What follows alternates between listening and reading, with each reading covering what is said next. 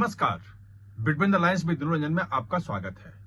आज हम बात करेंगे जो सीईसी ज्ञानेश कुमार हैं, उनके खिलाफ महाभियोग यानी इम्पीचमेंट लाने की बात हो रही है। आधिकारिक तौर पर कुछ नहीं है, लेकिन जो विपक्ष के सोर्सेज हैं, जो बड़े नेता हैं, वो ये कह रहे हैं कि हम इम्पीचमेंट ला सकते हैं। दरअसल कल जो ज्ञानेश कुमार ने, जो मुख्य चुनाव आयुक्त हैं, उन्होंने जो प्रेस कॉन्फ्रेंस किया और सीधे राहुल गांधी को झूठा करार दिया और साफ साफ कह दिया कि अगर 7 दिन के अंदर शपथ पत्र दे करके और सारी चीजें नहीं रखते हैं चुनाव आयोग के सामने, तो उनके आरोप बेबुनियाद हैं, झूठे हैं। तो जो हमला हुआ था उसके खिलाफ आज जितने भी विपक्षी दल हैं, सबने पूरा प्रेस कॉन्फ्रेंस किया और ये कहा कि भाई जो सवाल है उसका कोई जवाब नहीं दिया है। जबकि कल हमने सबने प्रेस कॉन्फ्रेंस सुना तो जितने भी सवाल उठ रहे थे, जितने भी सवाल प्रेस की तरफ से आए, सबका जवाब दिया, बिल्कुल पूरा जवाब दिया। लेकिन खैर वो एक अलग मुद्दा है, पॉलिटिकल चीजें हैं। अब बात हो रही है इम्पीचमेंट की। तो क्या सचमुच में विपक्ष महाभियोग लाने की तैयारी में है, या सिर्फ ये एक धमकी है, या हेडलाइन बनाने की कोशिश है? और अगर आया तो उसकी क्या प्रक्रिया है? एक मुख्य चुनाव आयुक्त के खिलाफ पहली बार महाभियोग का प्रस्ताव अगर आता है तो उसकी प्रक्रिया क्या है, कैसे उनको हटाया सकता है या नहीं हटाया सकता है, इन तमाम चीजों को आज हम समझने की कोशिश करेंगे। तो दरअसल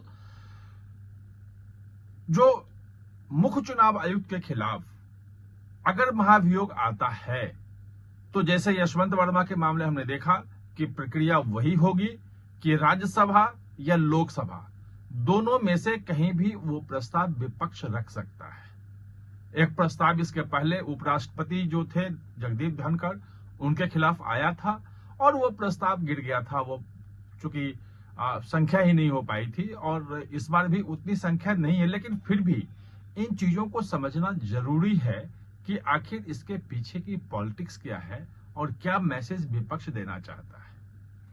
तो राज्यसभा में अविश्वास प्रस्ताव पेश करने के लिए 50 सांसदों का हस्ताक्षर चाहिए, वो बिल्कुल है उनके पास। लोकसभा में 100 सांसदों के हस्ताक्षर चाहिए प्रस्ताव लाने के लिए, वो भी उनके पास है। यानी कि अगर विपक्ष चाहे तो ज्ञानेश कुमार के खिलाफ महाभियोग का प्रस्ताव ला सकता है। यानी कि यह सिर्फ धमकी नहीं है। और अगर महाभियोग का प्रस्ताव आया, जैसे हाईकोर्ट या सुप्रीम कोर्ट जज खिलाफ आता है, तो प्रक्रिया लगभग वही है। और वो अगर 50 से अधिक सांसदों का राज्यसभा में, 100 से अधिक सांसदों का लोकसभा में, हस्ताक्षर अगर बिल्कुल सही होते हैं, उनका मिलान हो जाता है, तो वो प्रस्ताव स्वीकृत भी हो जाएगा। लेकिन जब स्वीकृत होगा, उसके बाद उस पर बहस करने के पहले आपको स्पष्ट आरोप लगाने पड़ेंगे कि आखिर ज्ञानेश कुमार ने क्या क्या गड़बड़ी की है। करप्शन के कोई चार्जेज हैं? क्या उन्होंने जानबूझ के मतदाता सूची में कुछ गड़बड़ी की है? क्या कानून का उल्लंघन करके और मतदाता सूची और भाजपा की जो मिलीभगत से कह रहे हैं, विपक्ष का आरोप यही है कि भाजपा के साथ मिला हुआ है ये चुनाव आयोग और वो फर्जी तरीके से मतदाताओं के फर्जी मतदाता जोड़ के और पूरा का पूरा चुनाव की चोरी कर लेता है और भाजपा को जिता देता है। वरना जिस सीट पे मतलब कांग्रेस को जीतना चाहिए, विपक्ष के नेता को जीतना चाहिए, वहां पे चुनाव आयोग भाजपा को जिताने का काम कर रहा, वो साजिश का एक आरोप है। लेकिन इसके पुख्ता प्रमाण देने होंगे, बिना प्रमाण के नहीं होंगे। जो आरोप लगा रहे, एग्जैक्ट आरोप लगाना पड़ेगा कि हाँ यहां ऐसे इन्होंने किया है। और वो जो आरोप लगेगा उसके बाद एक कमेटी बनेगी। जैसे यशवंत वर्मा के मामले में देखा कि 3 सदस्यीय कमेटी बना दी गई। हाईकोर्ट के जज हैं, सुप्रीम कोर्ट के जज हैं, एक जो है वो विधिवेता भी है। ठीक इसी तरह से सुप्रीम कोर्ट के जज या एक्सपर्ट की एक कमेटी बनेगी और उन आरोपों की जांच करेगी कमेटी। और जांच में अगर वो आरोप सही पाए गए, तभी महाभियोग के प्रस्ताव पे आगे विचार होगा। और अगर वो आरोप लगे कि निराधार है तो महाभियोग का प्रस्ताव आगे नहीं जा पाएगा, इम्पीचमेंट वहीं खत्म हो जाएगा। अगर आरोप सही भी हो गए तो प्रस्ताव तो आ गया, दोनों सदनों में उसे पास करवाना पड़ेगा। पास करवाने की भी शर्त जो है वो बहुत कड़ी शर्त है। उसमें जो टोटल स्ट्रेंथ है, जो 542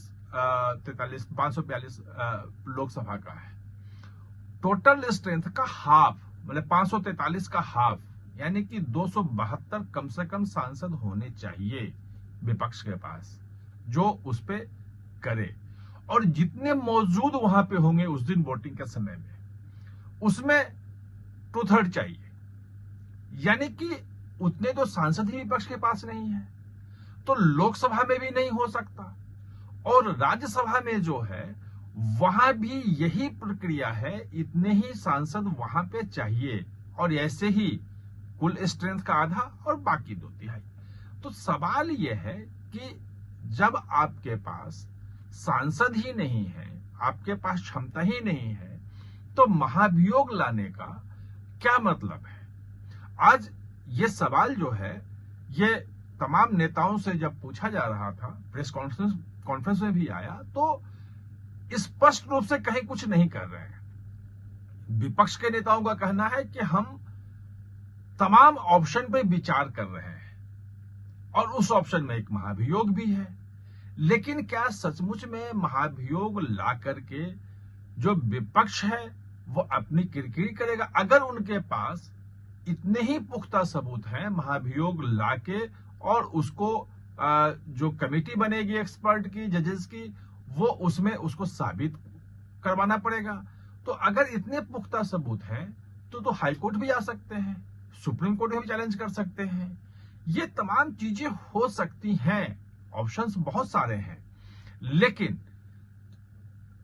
जो स्थिति है विपक्ष की और जो आरोप की जो सच्चाई है, वो कहीं ना कहीं विपक्ष को रोक देता है। जो शपथ पत्र नहीं दे रहे हैं राहुल गांधी, उसके पीछे कारण यह है, और कल बोल दिया, कल मुख्य चुनाव आयुक्त ने बोला कि भाई जिन लोगों को वो कह रहे हैं कि ये फर्जी वोटर हैं, इनका 0-0 है, अगर हम 1,10,000 या 1,25,000 जो भी हैं लोग, उनको नोटिस जारी कर दें। उसमें बहुत सारे लोग निकल आए जिन्होंने कहा कि हमारे पास जो है वो हम सचमुच में है जेन्युइन वोटर हैं।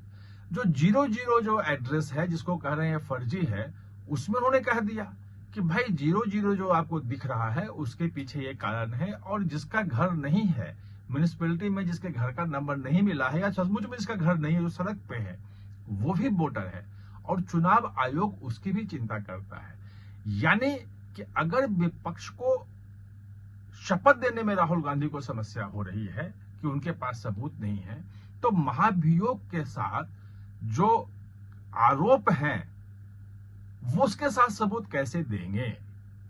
यानी कि पूरा का पूरा मामला जो है महाभियोग वाला एक सगुफा लग रहा है, एक पॉलिटिकल चीजें हेडलाइन बनाने के लिए दी गई हैं, और अगर आता भी है तो जो मौजूदा स्थिति है पार्लियामेंट की, उसमें उसको कहीं कुछ दिख नहीं रहा है कि होता हो महाभियोग का। आप हमारे साथ जुड़े, इसके लिए बहुत बहुत धन्यवाद। और हाँ, चैनल को सब्सक्राइब करना ना भूलें, इसका बेल आइकन दबाएं ताकि नया वीडियो कोई भी आए तो उसका नोटिफिकेशन समय पे आपको मिल जाए।